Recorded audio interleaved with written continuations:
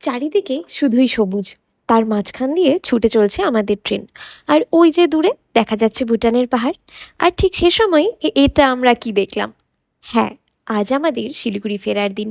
তাই সবাই রেডি হয়ে ব্যাগপত্র গুছিয়ে বেরিয়ে পড়লাম স্টেশনের জন্য। আজ আমরা ফিরছি ট্রেনে করেই। আমাদের ট্রেন ছিল ওই বিকেল ৫টা নাগাদ। তাই সবাইকে টাটা করে চলে এলাম স্টেশনে। ফাইনালি ট্রেনটাও চলে এলো। আর সবাই মিলে উঠে পড়লাম ট্রেনে। ট্রেন ছাড়ার কিছুক্ষণ পর থেকেই শুরু হলো একদম অন্যরকম একটা জার্নি। চারপাশে সবুজে ঘেরা ডুয়ার্স, তার মাঝখান দিয়ে আমাদের ট্রেন ছুটে চলছে। আর ওই যে দূরে স্পষ্ট দেখা যাচ্ছে ভুটানের পাহাড়। আমরা প্রায় ভুটানের বর্ডারের কাছ দিয়েই যাচ্ছিলাম। তাই পাহাড়গুলোও বেশ ক্লিয়ার দেখা যাচ্ছিল। আর এই সুন্দর দৃশ্য দেখতে দেখতেই আমাদের হঠাৎ চোখে পড়ল একটা হাতি। একদম রাস্তার পাশে একা দাঁড়িয়েছিল।